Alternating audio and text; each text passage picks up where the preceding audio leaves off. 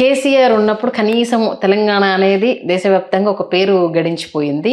మనం ముందుకు తీసుకెళ్ళాము. ఇప్పుడు రియల్ ఎస్టేట్ ఢమాలనింది, ఎడ్యుకేషన్ పడకేసింది, గురుకులాల దీన స్థితిలో ఉన్నాయి, అటు నిరుద్యోగులు రోడ్డు ఎక్కారు, పనులు ఎక్కడా జరగట్లేదు, ఇంకా రోడ్లు అధ్వానంగా మారిపోయాయి అంటూ ఈ కంపారిజన్ ఇప్పుడు ప్రజెంట్ గవర్నమెంట్కి చేస్తున్నారు. దీని గురించి మీరేమంటారు? అది పొలిటీషియన్స్ ఎప్పుడు చెప్తారమ్మా, ఆయన ఉన్నప్పుడు ఆయన అంటే వాళ్ళ వాదన వేరు. వాళ్ళు ఉన్నప్పుడు వాళ్ళు చేసింది వాళ్ళు చేశారు, వీళ్ళు చేసిన డెఫినెట్గా వాళ్ళు వచ్చినప్పుడు కొంత డెవలప్మెంట్ చేశారు.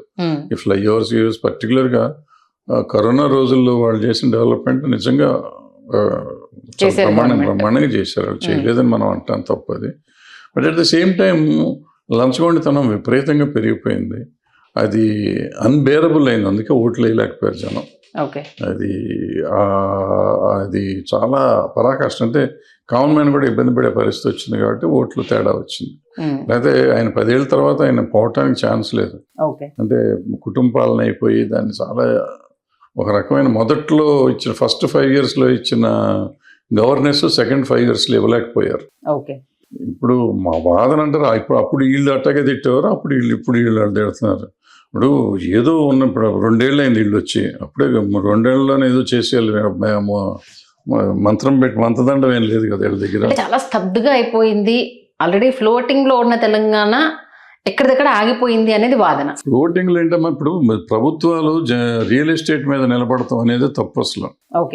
ఎప్పుడైతే రియల్ ఎస్టేట్ అంటే ఒక అనిశ్చితమైన ఇది వ్యాపారం, అది ఎప్పుడు పెరుగుతుందో ఎప్పుడు తగ్గుతుందో తెలియదు.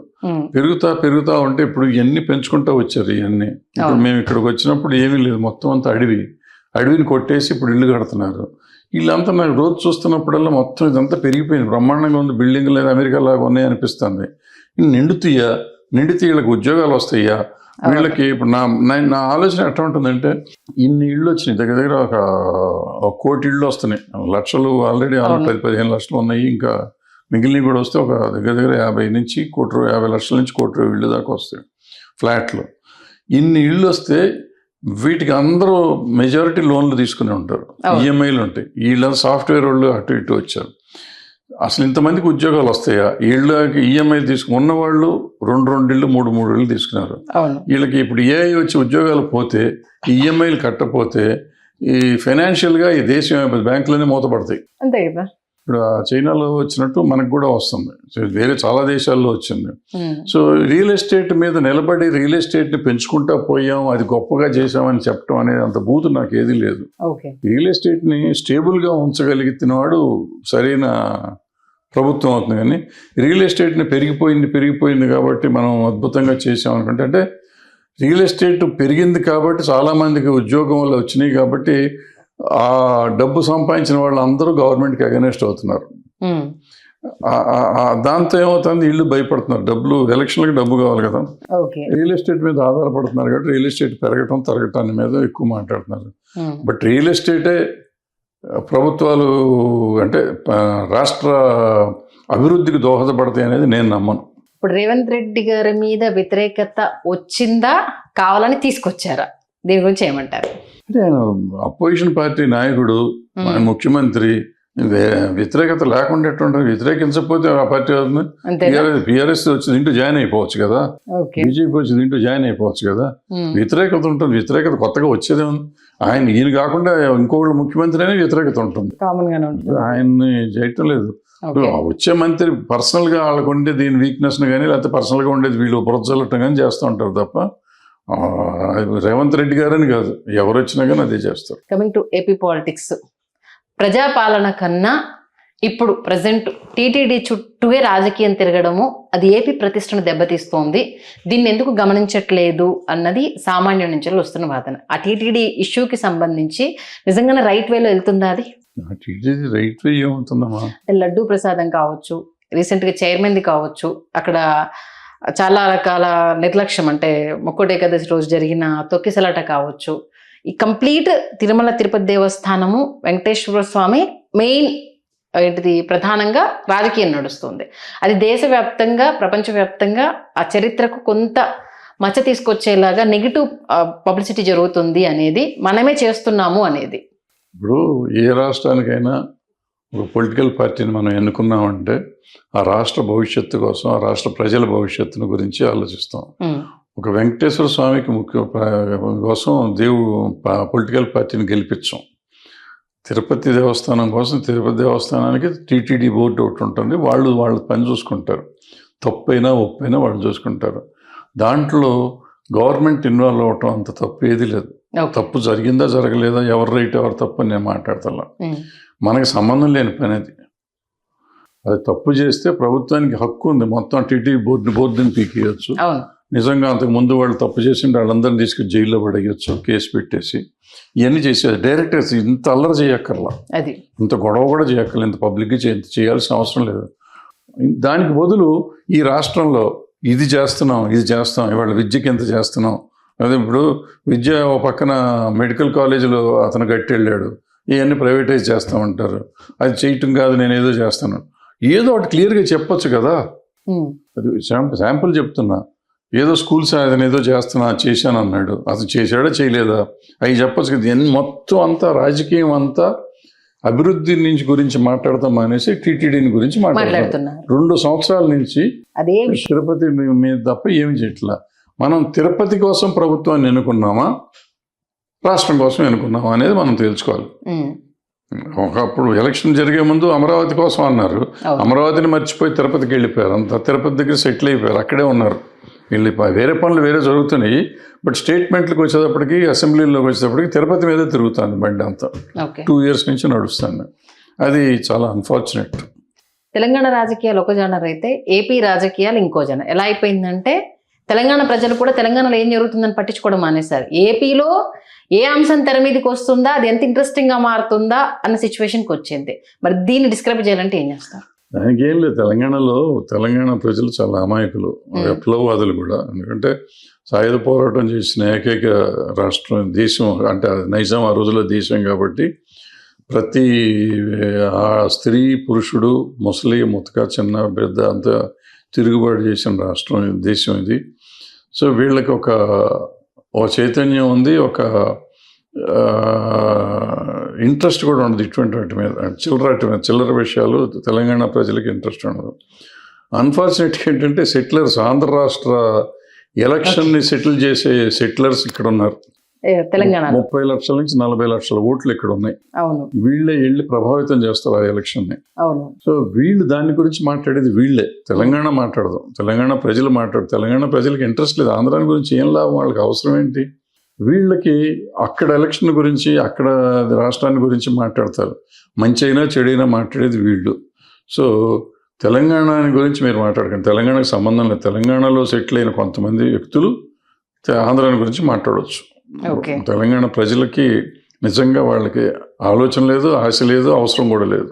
ఎందుకు ఏపీ పాలిటిక్స్ సమస్యల కన్నా ఇలాంటి వివాదాలకి కేంద్ర బిందువు అవుతుంది. ప్రతి ఒక్క చిన్న విషయం అక్కడ ఏది తీసుకున్నా ప్రజల కొట్లాట కంటే పొలిటికల్ నాయకుల కొట్లాట ఎక్కువ ఉంటుంది. తెలంగాణలో కాస్త రోడ్డు మీదకి వచ్చి ప్రజలు మాకు అన్యాయం జరిగింది అంటూ అన్న కనీసం వాయిస్ వస్తుంది, కానీ ఏపీకి వచ్చేసరికి రాజకీయ కొట్లాట ఎక్కువ కనిపిస్తుంది. ఎందుకంటారు? ఇది ఒక 2 పార్టీలు ఇక్కడ బేసిక్గా ఉన్నాయి ఆ దేశ రాష్ట్రంలో. 2 పార్టీలకి నాకు తెలిసినంత వరకు వాళ్ళకి పొలిటికల్గా ఒక ఏమంటారు ఎజెండా లేదు, పొలిటికల్ ఎజెండా లేదు. ఒక మేనిఫెస్టో ఏదో అంటారు కదా, ఏదో చెప్తారు, కానీ వాళ్ళకి ఒక ఆలోచన విధానం అదేదో అంటారు, ఏమంటారు దాన్ని, అది వాళ్ళకి లేవు అటువంటి. సో వాళ్ళు ఎందుకు పార్టీలు పెట్టారో తెలియదు. ఇప్పుడు అక్కడ చంద్రబాబు నాయుడు గారు ఆయన కుటుంబం ముఖ్యమంత్రులు వాళ్ళ తాలూకు ఉండటానికి, ఇక్కడ జగన్మోహన్ రెడ్డి గారు ఆయన పర్సనల్ ఎజెండా తప్ప వీటికి ఏది లేదు. వీళ్ళిద్దరే కొట్టుకుంటారు. మరి పర్సనల్గా తిట్టుకోక ఎవరిని తిడతారు?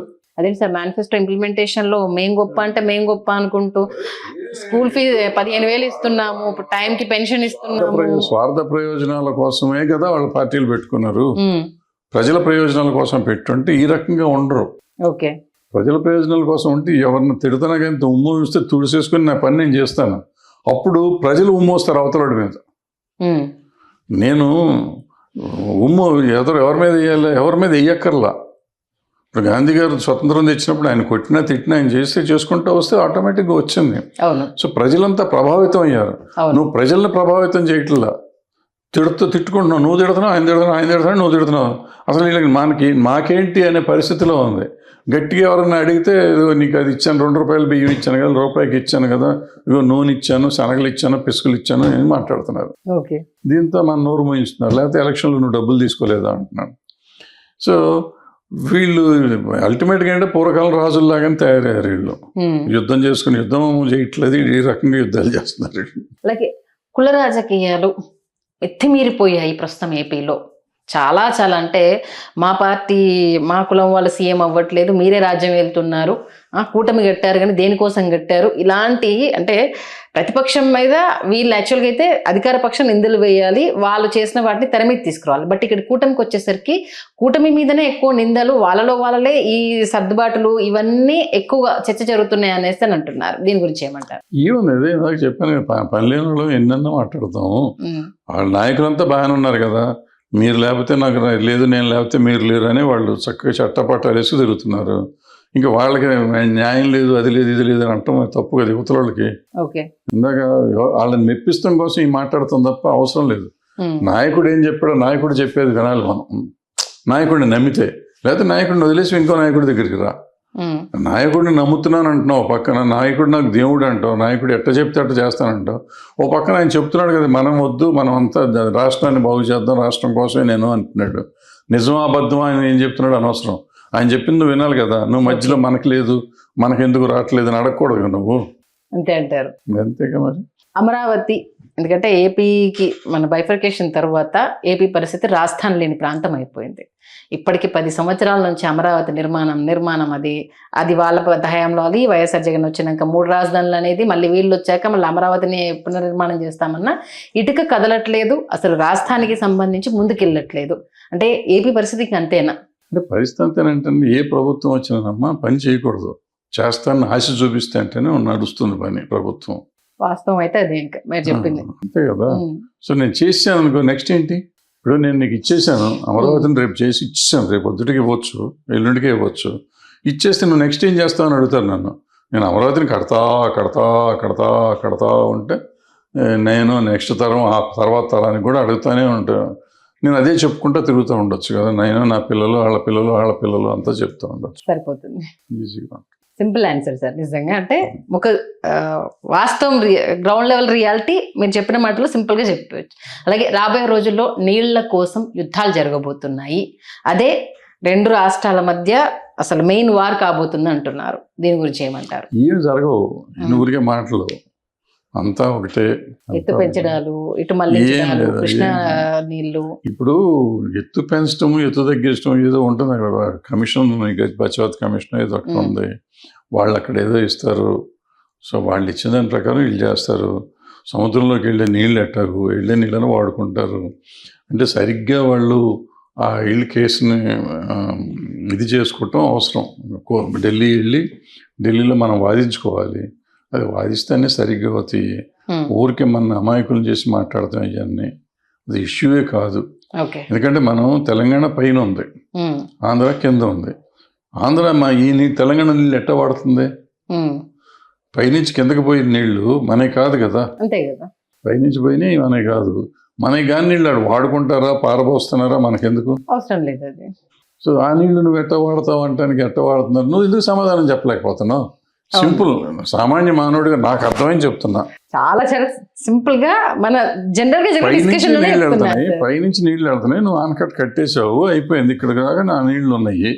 సో ఇంకా కిందకి వెళ్తున్నాయి, వేస్టేగా.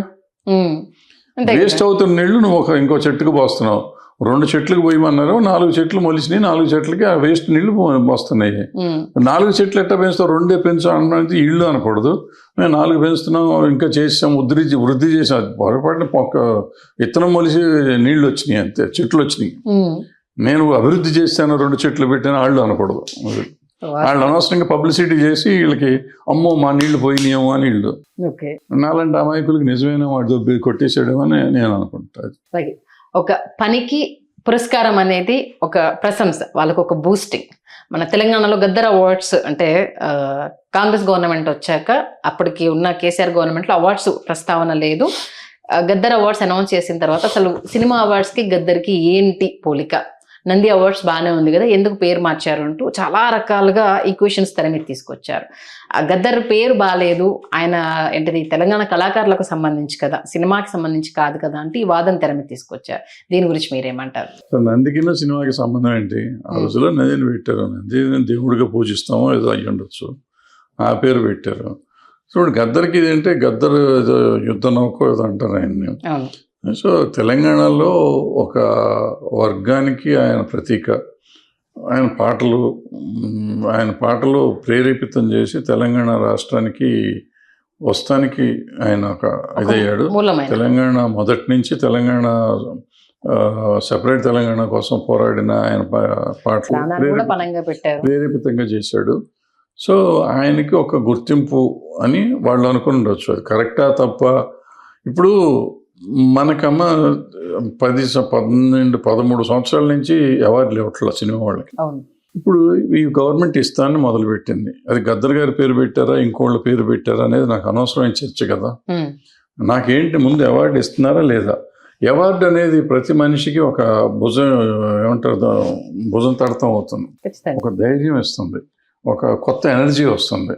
సో ఆ ఎనర్జీ అది కూడా ప్రభుత్వం నుంచి వస్తే బాగుంటుంది. ప్రైవేట్ రోజు రవీంద్రబాద్లో రోజు ఫంక్షన్ జరుగుతుంది, లేకపోతే మా ఫిలిం ఛాంబర్లో జరుగుతాయి, అటువంటి చాలా ఉంటాయి. బట్ ఇది ప్రభుత్వం నుంచి వస్తుంది, కొంచెం డబ్బులు కూడా వస్తాయి, బాగుంటుంది, దేశం అని తెలుస్తుంది అనేది ధైర్యంగా ఉంటాను. అది ఒక ప్రభుత్వం ఇస్తా అంటే ఇప్పుడు మనం గద్దర్ గారి పేరు పెట్టారు ఏంటి అని మనం చర్చిద్దామా? ఇది వద్దా? పోనీ గద్దర్ గారి పేరు పెట్టారు కాబట్టి ఆపేమని చెప్దాం, పోనీ చెప్పండి. మీరు అన్న దాని ప్రకారం అయితే ఏదో ఒకటి అవార్డు వచ్చిందని అది దాని ప్రోత్సాహకము, మనీ కూడా వస్తుంది కాబట్టి 13 సంవత్సరాల నుంచి జరగంది ఒకటి జరుగుతుంది. గవర్నమెంట్ వచ్చేసింది, ఫస్ట్ ఇయర్ చేశారు, 2వ సంవత్సరం కూడా చేసేస్తున్నారు అప్పుడు. So we should appreciate them. ఏం పేరు పెట్టాం 2వ సంవత్సరం కూడా మనం అడిగామంటే మనకంటే బుద్ధి లేని వాళ్ళు ఎవరు ఉండరు నాకు తెలుసు. అలాగే అంటే ఒక ఇంటర్వ్యూలో వినడం జరిగింది, అవార్డ్స్ తెర మీద తీసుకొస్తే గొడవలు అయితే ఎందుకు అంటూ మాజీ సీఎం కేసీఆర్ గారు ఇవ్వలేదు అందుకే ఆపేశారు అనేసి అని. నిజమా అది? లేదు, అంటే ఈ సినిమా ఇండస్ట్రీని అన్నారేమో తెలియదు, మనకు తెలీదు. నేను విన్నదే, మీరు చెప్తే వింటమే కానీ, మీరు చెప్తే కాదు, మీలాగా నేను విన్నాను. అది నిజం అబద్ధమో తెలియదు మనకి. ఏముంటుంది, ఎందుకు ఇప్పుడు ఈయన ఇచ్చాడు, ఏమేమో గొడవ వచ్చింది, ఇంతకు ముందు ఇచ్చాం ఏం గొడవ అంటే ఆయన ఇద్దాం అనుకున్నప్పుడు ఏం ప్రాబ్లం వచ్చిందంటే ఆంధ్ర గవర్నమెంట్ 3 సంవత్సరాలకి ఇచ్చింది. 3 సంవత్సరాలకి ఇచ్చినప్పుడు దాంట్లో చాలా క్రిటిసిజం వచ్చింది, చాలా క్రిటిసిజం వచ్చింది. ఆ క్రిటిసిజం వచ్చిన టైంలో ఈయన కూడా పెడదామని నాబొట్టోళ్ళు వెళ్తే ఆడ గడబడవుతుంది, మళ్ళీ ఈడ గడబడవుతుంది, మనకెందుకు ఇచ్చిపెట్టు సినిమాలు మనకెందుకు అన్నాడు అని విన్నాను. ఎందుకంటే అక్కడ వచ్చేసరికి ఏపీకి మాత్రం సంబంధించిన వాళ్ళకి కూడా ఇక్కడికి వచ్చేసరికి తెలంగాణ ఏపీ ఇక్కడ కళాకారులు మిక్స్లో ఉంటారు. అంటే అది ఆ వాదన తెర మీదకి వస్తుంది కాబట్టి ఎందుకు అన్నది అందుకే స్తబ్దుగా ఉండిపోయింది అనేసి అని. మరి అంటే మీరు అనౌన్స్ చేసిన తర్వాత గద్దర్ అవార్డ్స్ది అలాంటివి ఏమన్నా కనిపించాయా? గద్దర్ అవార్డ్స్ తర్వాత, గద్దర్ అవార్డ్స్ కంటే ముందు ఇక్కడ సింహ అవార్డ్స్ అని ఇద్దామని కమిటీ, నేను కూడా ఉన్న కమిటీలో తయారైంది. ఇది కూడా తయారైంది, ఏమంటారు మొమెంటో కూడా తయారు చేసాం. మొమెంటో ఓకే అయిపోయింది, అన్ని అనౌన్స్మెంట్లు ఇచ్చాము, పేర్లు పెట్టాం. ప్రభాకర్ రెడ్డి గారు అవార్డు ఇవన్నీ పేర్లు కూడా పెట్టేశాము. కమిటీ వేసి అనౌన్స్ చేయాలి అంతే, డిక్లేర్ చేయాల్సిందండి. ఆ టైంలో అక్కడ గొడవ అయిపోయింది. ఆ గొడవ అయినాక ఇది మొత్తం ఆపేశారు. అది నాకు తెలిసింది స్టోరీ. అంటే కళాకారుల విషయంలో ఆంధ్ర తెలంగాణ అని తేడా చూపించడం కరెక్టేనా? కళాకారుల విషయంలో తేడా కాదమ్మా. ఇప్పుడు ఆంధ్ర ఎంత కాకపోయినా రాజధాని లేదనే తక్కువే, కానీ ఆంధ్ర ఎప్పుడు పెద్దన్న పాత్ర పోషించాలి. 60% అది, 40% ఇది. ఇక్కడ తెలంగాణ దగ్గరికి వచ్చేటప్పటికి ఏంటంటే అది నిజం అబద్ధం అనేది పక్కన పెడితే తెలంగాణకి అన్యాయం జరుగుతుంది. ఈ సామాజికంగా కానీ లేకపోతే సినిమాలు కానీ నీరు నిధులు అన్నిట్లోనూ అన్యాయం జరిగింది, అట్లాగే సినిమాల్లో కూడా అన్యాయం జరిగింది అని ప్రచారంలో వచ్చింది. తెలంగాణ హీరోలు కూడా ఎక్కువగా లేరు, రకరకాలు అన్నీ వచ్చినాయి. అన్నీ వచ్చినప్పుడు తెలంగాణని డెవలప్ చేసుకుంటానికి తెలంగాణ వాళ్ళకి ఎక్కువ మందికి ఇస్తే బాగుంటుంది అని వాళ్ళు అనుకోవడంలో తప్పులేదు. అంటే తెలంగాణ సినిమా వాళ్ళని, తెలంగాణలో ఉన్న ప్రజల్ని సినిమా వైపు మళ్లించి వాళ్ళకి ఉపాధి కల్పిస్తానికి ప్రయత్నం చేయటంలో ప్రభుత్వం ముందు ఉండాల్సిన అవసరం ప్రభుత్వానికి ఉంది. చేద్దాం అనుకోవటంలో తప్పు లేదు నా ఉద్దేశంలో. అయితే ఒక సినిమాకి భాష లేదు, దానికి ప్రాంతం లేదు, ఇంకోటి లేదు, కులం మతం ఏం ఉండకూడదు. అలాంటి దానికి మీరు అడిగినట్టు ఈ ప్రాంతం వాళ్ళకి ఇచ్చి ఆ ప్రాంతం వాళ్ళని సెపరేట్ చేయాలా, మరి రెండు తెలుగు సినిమాలే కదా, అవును. తెలుగు వాళ్ళని రెండు ముక్కలు చేయాలా సినిమా పరంగా అంటే చేయకూడదు, 100% చేయకూడదు. నేనేమంటానంటే ప్రాధాన్యం ఇద్దాం, ఇక్కడ కూడా ప్రాధాన్యం ఇవ్వాలి, తెలంగాణ వాళ్ళకి మనం ప్రాధాన్యం ఇద్దాం. ఎందుకే ఇప్పుడు చేసినప్పుడు ఈ అవార్డ్స్ కొన్ని పెట్టారు, నేషనల్ అవార్డ్స్ అని కొన్ని పెట్టారు, కొన్ని ప్రాంతీయ అవార్డులు పెట్టారు. సో ఇక్కడ నేషనల్ అవార్డ్స్ పెట్టినవి బయటకు కూడా వెళ్తాయి కదా, మిగిలిన అవార్డులు కూడా రఘుపతి వెంకయ్య గారు అన్నారు, అది ఎవరైనా పెట్టవచ్చు కదా. అట్లా ఉంటాయి, రఘుపతి వెంకయ్య గారిని పెట్టకుండా మన పైడి జయరాజులా కానీ మిగిలిన కూడా ఇక్కడే పెట్టుకోవచ్చు కదా. ఎందుకు రఘుపతి వెంకయ్య గారిది పెట్టారు, ఎందుకు ఏఎన్ఆర్ది పెట్టారు, ఎందుకు బిఎన్ రెడ్డిది పెట్టారు, ఎన్టీఆర్ది పెట్టారు, మరి అన్ని ఆంధ్ర పేర్లేగా. మరి అన్ని ఆంధ్ర పేర్లు తీసేసి తెలంగాణ పేర్లు పెట్టలేదుగా. అంటే వాళ్ళకి ఆ రకమైన ఆలోచన లేదు నాకు తెలిసినంత వరకు. But all said and done Telangana వాళ్ళకి ప్రిఫరెన్స్ ఇవ్వడంలో తప్పు లేదని నేను అనుకుంటున్నా. బట్ సీనియారిటీ చూడాలి, అవసరాన్ని చూడాలి. ఊరికి మనవాడు కాబట్టి అర్హుడా అనర్హుడా అని చూడకుండా అనర్హుల్ని అందలం ఎక్కించడం అనేది తప్పు. ఎందుకంటే రీసెంట్ గా పద్మ అవార్డ్స్ అనౌన్స్ చేశాక ఈ మధ్య కాలంలో చూసుకుంటే మీరు కూడా ఒక ఇంటర్వ్యూలో చెప్పారు మా ఆఫీస్ పై కూడా అవార్డు వచ్చేస్తుంది అనేసి అని. అంటే ఏ గవర్నమెంట్ వస్తే వాళ్ళకు సంబంధించిన వాళ్ళు వాళ్ళకు అవసరం ఉన్న వాళ్ళకి మాత్రమే ఇస్తున్నారు. బట్ ఈసారి పద్మ అవార్డ్స్లో అటు రాజేంద్ర ప్రసాద్ గారికైనా మురళీమోహన్ గారికైనా వాల్యుబుల్ పర్సన్స్కి ఇచ్చినా సరే ఇష్యూ మళ్ళీ క్యాస్ట్ ఈక్వేషన్స్ తెర మీదకి వచ్చి దాన్ని చాలా పెద్ద ఇష్యూ చేశారు. దీని గురించి మీరేమంటారు? ఏమో అది ఎక్కడి నుంచి వచ్చినాయో తెలియదు, రెండు తెలంగాణ నుంచి వచ్చినాయి, ఆంధ్ర నుంచి వచ్చినాయి, అది తెలియదు నాకు. Padma awards sir, Padma awards కూడా ఊరికి ఎవరమ్మా, స్టేట్ రికమెండ్ చేయాలి. ఏ స్టేట్ రికమెండ్ చేసినా నాకు తెలియదు. ఏపీ నుంచి ఇస్తే మనం దానికి వాళ్ళ ఇష్టం, వాళ్ళకి ఎవరికైనా ఇవ్వచ్చు. ఇక్కడ నుంచి వస్తే ఇక్కడ వీళ్ళు ఇష్టం. అంటే ఒకప్పుడు వాల్యూస్ ఉన్న అవార్డ్స్ అంటే ఇవి నేషనల్లో వచ్చేవి, గవర్నమెంట్ నుంచి వచ్చేవైనా వాళ్ళు అంటే దశాబ్దాల కాలంగా కొనసాగింది కావచ్చు, వాళ్ళు చేసిన అచీవ్మెంట్స్ కావచ్చు, ఇవన్నీ పరిగణలోనికి తీసుకునేది. బట్ ఇప్పుడు చూసి అలా కాదు, మన కోసం కొమ్ము కాసిన వాళ్ళు లేకపోతే మన దాంట్లో ఉన్న వాళ్ళని మనం హైలైట్ చేసుకోవాలి అన్న ఈ వాదన తెర మీద తీసుకొస్తున్నారు. అంటే అది జరుగుతుందా ఇప్పుడు ఈ ఈక్వేషన్స్ చూసుకుంటే? ఏదో జరగనిరదం ఎవరికో ఒకరికి మనకు తెలిసిన వాళ్ళు కూడా జరుగుతున్న అన్యాయాన్ని తెర మీద తీసుకురాకపోతే, ఎందుకంటే జయసుధ గారికి ఇప్పుడు పొరపాటు పడుతున్నారు. అన్యాయం కాదు. ఇప్పుడు ప్రాబ్లం ఏంటంటే మనలో ఒకడికి వస్తుంది అంటే ఇప్పుడు నేను అతనికి ఇవ్వటం తప్పు, ఇంకోటికి ఇవ్వటం అంటే అతను అనర్హుడని చెప్పటమే కదా. కాదు, అట్లా అది తప్పు కదా. ఇప్పుడు ఆల్రెడీ వచ్చింది పాపం, అతను ఏదో సంబరంగా ఉన్నాడు, ఆ సంబరంగా ఉన్నాడో ఉన్నదో మనం దాని గురించి మనం మాట్లాడామంటే అవతల వాళ్ళని కించపరచడం. పద్ధతి అయిపోతున్నారు కదా అనేసని. ఇప్పుడు అసలు దీంట్లో లాభం ఏంటి? పద్మశ్రీ వస్తే లాభం ఏంటి నాకు చెప్పండి. ఏం లేదు, ఒక గుర్తింపు కదా. పద్మశ్రీ వచ్చిందరే, ఈయన చేసిన సేవలకు ప్రభుత్వం గుర్తించి ఒక అవార్డు ఇచ్చింది అనేది ఒక గుర్తింపు కదా. ఆ గుర్తింపు ఎంతవరకు ఉంటుంది? అంతకంటే ఎక్కువ సేవ చేసిన కొన్ని లక్షల మంది ఉన్నారు, వాళ్ళ గుర్తింపు లేదు ఇవాళ. వాళ్ళ గుర్తింపు ఉందిగా. పద్మశ్రీ అవార్డు వచ్చిన వాళ్ళనే గుర్తిస్తారా, లేని వాళ్ళని గుర్తించారా? ఏంటంటే దేశవ్యాప్తంగా చర్చ అవుతుంది సార్. దాని వల్ల ఏంటంటే ఇన్స్పిరేషన్ గా తీసుకొని జనవరి 26వ తారీఖు అనౌన్స్ చేస్తే 28వ తారీఖు మర్చిపోతారు. ఇవాళ చెప్పండి, పోయిన సంవత్సరం ఎంతమందికి పద్మశ్రీ నాకు తెలీదు. ఇప్పుడు మీరు చెప్పేదాకా నాకు వాళ్ళిద్దరికి అవార్డులు వచ్చింది తెలీదు. సో ఏదో అవసరమే ఉంది, ఇప్పుడు తెలుసుకోవాల్సిన అవసరం కూడా లేదు. వస్తే సంతోషం, రాకపోతే మరీ సంతోషం, అంతే. ఎవరికి వస్తుంది, ఎందుకు వస్తుంది, వచ్చిన వాళ్ళకి అవసరమా, వాళ్ళు అర్హుల అనర్హుల, ఇట్స్ ఇమ్మెటీరియల్. ఇవాళ దేశంలో కొన్ని లక్షల సమస్యలు ఉన్నాయి మనకి. ఆ సమస్యను గురించి మాట్లాడదాం. మనకి సామాజికంగా ఏమైనా మనకి సామాజిక స్పృహ ఉంటే ఈ అవార్డుల గురించో రివార్డుల గురించో మాట్లాడుకున్నంత పిచ్చితనం ఇంకేది లేదు. మనం సమాజానికి పనికొచ్చే విషయాన్ని గురించి అన్న మాట్లాడదాం. లేదు సార్, ఎందుకు అని అంటే ఇప్పుడు ఈ దానివల్ల సమాజానికి పనికిరాదు. ఇప్పుడు మీరు అంటే కాదు, వేరే వాళ్ళకి ఇద్దాం, మీరు చెప్పిన అర్హులకే ఇద్దాం, వాళ్ళకేమైనా లాభం వస్తుందా, వీళ్ళకేమైనా నష్టం వస్తుందా? వీళ్ళకి ఏమి నష్టం లేదు. వీళ్ళకి ఇవ్వకపోతే వీళ్ళిద్దరు ఏం కొంపమనగదు, ఆస్తులు ఏం బావు. మీరు చెప్పే కొంత ఇద్దరికి ఇస్తే వాళ్ళకి కొత్తగా ఏం కిరీటం రాదు. బట్ మనం ఇవాళ సమాజానికి చేయాల్సిన పని, మీకు నాకు ఉన్న ఈ టైం, ఇక ఈ అరగంటలో కూడా మన ఇద్దరం ఏదో ఒక సేవ చేసి ఉండొచ్చు. ఎవడో ఒకటి జీవితాన్ని కాపాడగలిగి ఉండేవాళ్ళమేమో, అది చేసుకోవచ్చు. కరెక్ట్ పాయింట్కి వచ్చేసారు. దానివల్ల ఇప్పుడు గద్దర్ అవార్డ్స్ మీరు అనౌన్స్ చేశారు. ఈసారి గద్దర్ అవార్డ్స్ లో కొత్త పాత కలయిక, టాలెంట్ కి వాల్యూ, ఖచ్చితంగా కష్టపడ్డ వాడికి ఒక గుర్తింపు ఎందుకు ఇచ్చారు? మీరు మాకు ఇచ్చే అవకాశం ఇచ్చారు, మేము ఇచ్చాం అంతే. అవార్డు అనేది ఎందుకు ఇచ్చారు? ఇలాంటి వాళ్ళు ఇంకా తయారు కావాలని కదా అక్కడ దాని ఉద్దేశము. అంటే ఒక మంచిని ఎంకరేజ్ చేసినప్పుడు ఇంకో మంచి పుట్టుకొస్తుందనే కదా, అది మిస్ అవుతుంది కదా. ఇప్పుడు వాళ్ళ చాలా రాజువేడ్స్ రాంబాయి సినిమా చాలా చిన్న సినిమా, దానికి ఉత్తమ దర్శకుడు అవార్డు. అంటే అలాంటి ఆ ఉత్తమ కుర్ర చిత్రం జనరేషన్ కి కూడా ఇచ్చారు దాన్ని. అదే ఆ కుర్ర జనరేషన్ కి ఒక ఇలాంటి మంచి సినిమా తీస్తే ఖచ్చితంగా ఏదో రోజు మనకు గుర్తింపు వస్తుంది, దీనివల్ల ఒక మెసేజ్ వెళ్తుంది, రీచ్ అయిందా అవ్వలేదా?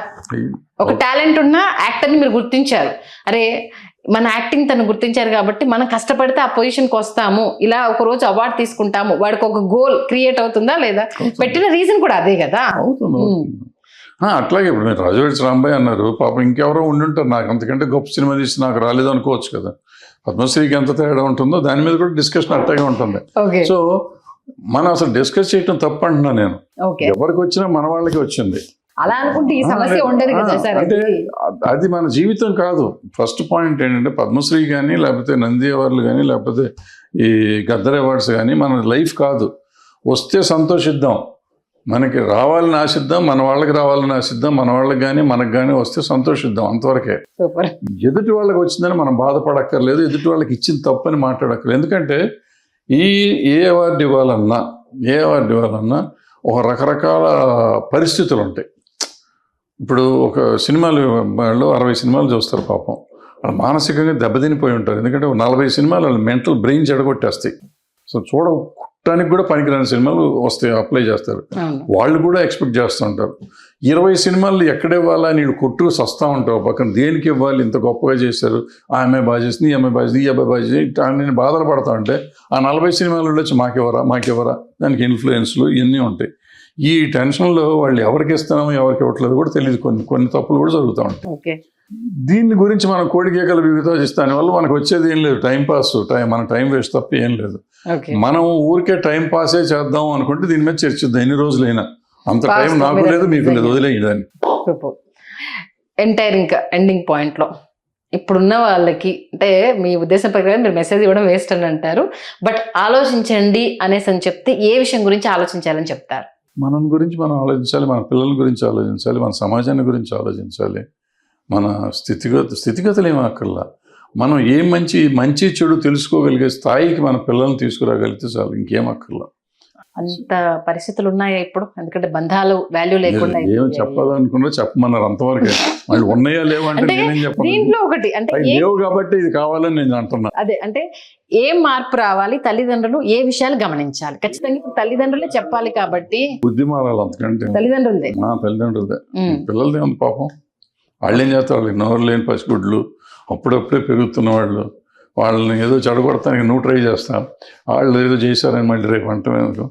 ఇంకొకటి మోస్ట్ ఇంపార్టెంట్ పాయింట్ సార్, ఈ మధ్యకాలంలో ఆత్మహత్యలు, అంటే 6th క్లాస్ చదివే పిల్లల నుంచి మొదలుకొని జాబ్లో జాయిన్ అయ్యి వర్క్ ప్రెషర్ తట్టుకోలేక చిన్న విషయాలకి ఆత్మహత్యలు చేసుకుంటున్న పరిస్థితులు చూస్తున్నాం. దీని గురించి అసలు ఎక్కడ లోపం జరుగుతుంది, వీటిని ఎందుకు చెక్ పెట్టలేకపోతున్నారు ఈ ఆత్మహత్యల గురించి? మనం ఏం పెట్టలేమమ్మా. అది ఇప్పుడు మనం మానసిక స్థైర్యాన్ని ఇచ్చేటట్టుగా మనం పెంచలేకపోతున్నాం పిల్లల్ని. ఇందాక ప్రశ్న ఇది.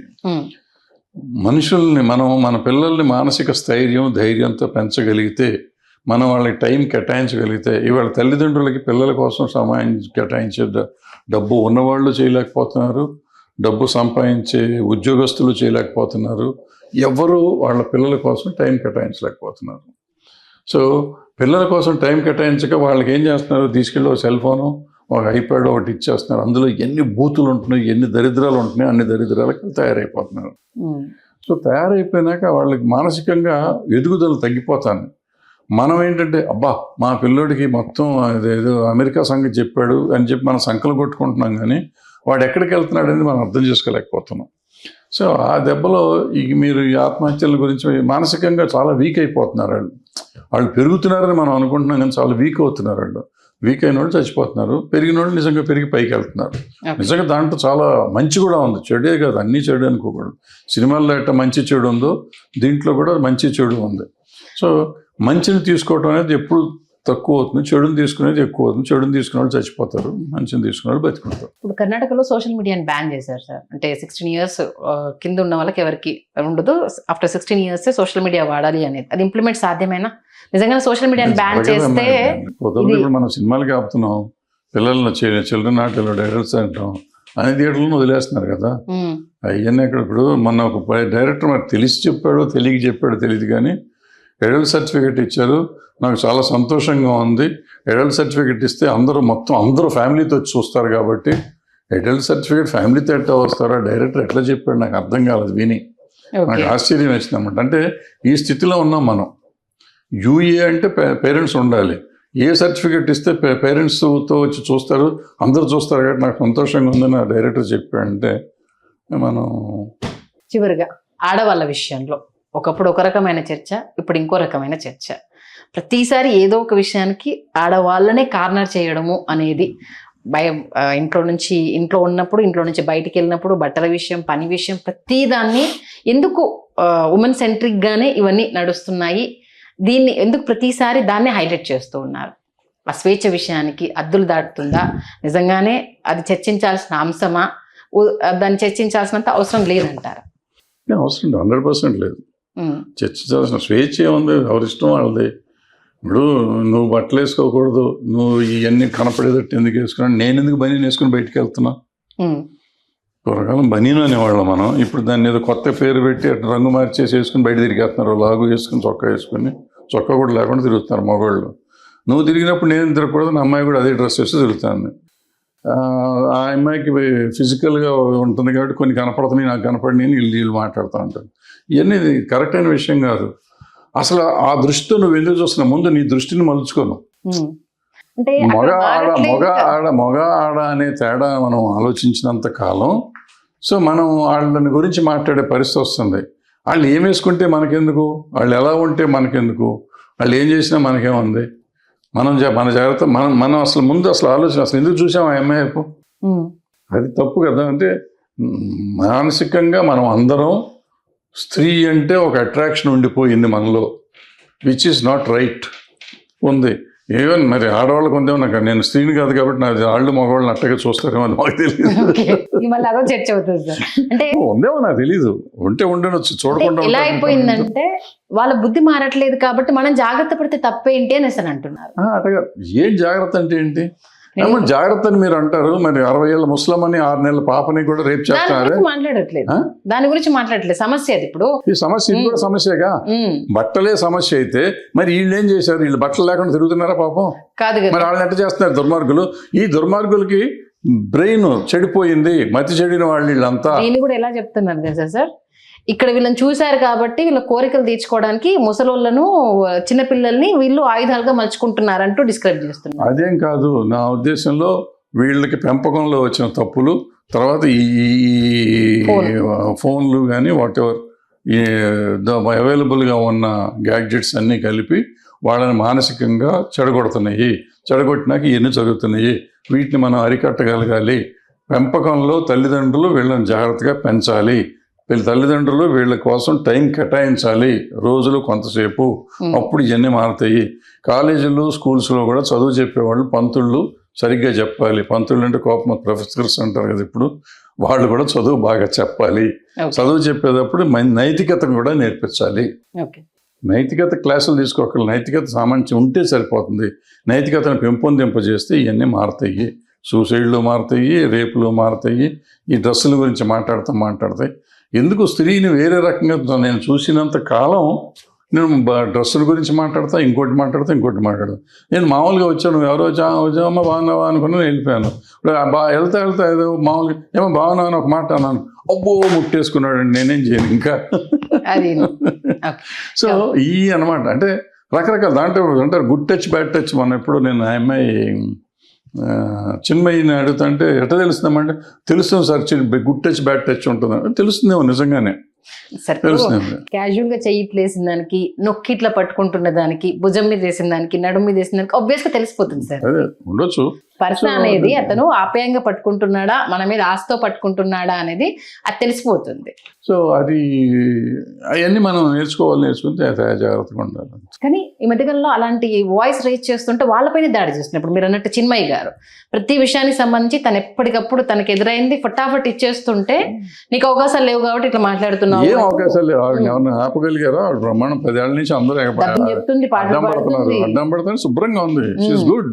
అట్లా ఉండాలి సమాజంలో. చిన్మయి ఆదర్శ మహిళ నా ఉద్దేశంలో. చిన్మయి లాగానే ఉండాలి. ఇది పోరాడుతుంది, ఒంటరి పోరాటం చేస్తుంది, ఎవరు వెనకాల లేరు. ఒంటరిగా శుభ్రంగా ఫైట్ చేస్తాను కదా, నిలబడింది కదా, అవును. నిలబడదాం అట్లా అని అందరూ మన ప్రతి మహిళ అనుకుంటే బ్రహ్మాండం, అందరూ చిన్మయిలు కావాలి నా లెక్కలో. అండ్ కాస్టింగ్ కోచ్ అంటే ఓన్లీ సినిమానే ఎందుకు గుర్తొస్తుంది? అలాగే ఏదో ఇన్సిడెంట్ లో కాస్టింగ్ కోచ్ అన్నప్పుడు నేను ఆఫీస్ పిలిపించి మాట్లాడతాను అనేసరి మీరు ఏదో నోరు జారారు, అర్థం నాకు తెలియదు కాస్టింగ్ కోచ్ అంటే ఇంగ్లీష్ వాళ్ళ మీటింగ్ అది. ఓకే. ఇంగ్లీష్ లో అడుగుతున్నారు, ఫస్ట్ టైం నా మాట వింటాం. కాస్టింగ్ కోచ్ అంటే ఈ ఇట్లాంటి సోఫా ఉంటుంది, సోఫాలో కూర్చొని మాట్లాడతారేమో అని. నేను సోఫాలో కాదు, మా ఆఫీస్లో మాట్లాడుతున్నాను. ఓకే. ఎందుకది ప్రతి దాంట్లో ఉన్నా కూడా సినిమా ఇండస్ట్రీ ఎందుకు కారణం అవుతుంది? ఏదో అడుగుతా ఉంటుంది అంతే, అన్ని చోట్ల ఉంది. అందాక చెప్పాను కదా, స్త్రీని ఆట వస్తువు, స్త్రీని ఒక వస్తువుగా చూస్తున్నంతకాలం ఇవన్నీ జరుగుతూనే ఉంటాయి. సో మా ఆలోచన విధానం మా పురుషుడిది మారాలి. అది మారే విధానం కావాలంటే మనం వాళ్ళని పెంపకంలోకి రావాలి. వెళ్తే మళ్ళీ అన్ని మొదటి నుంచి రావాల్సింది. ఆఫ్టర్ లాంగ్ టైం మెగాఫోన్ పట్టుకున్నారు, ఒక్కసారి మీ ప్రాజెక్ట్ గురించి. నేను మెగాఫోన్ పట్టుకోవాలి, ప్రొడ్యూసర్ ఈ సినిమాకి. ఓకే. ఏం సినిమా తీస్తున్నారు? 11వ తారీఖు అనౌన్స్మెంట్ ఇస్తాను, అప్పుడు చెప్తాను. థ్యాంక్ యూ సార్, ఇంత బిజీలో అడగగానే ఇంటర్వ్యూ ఇచ్చినందుకు, అనేక విషయాలకు సంబంధించి మీ కోణంలో విశ్లేషణ చేసినందుకు ధన్యవాదాలు. Thank you.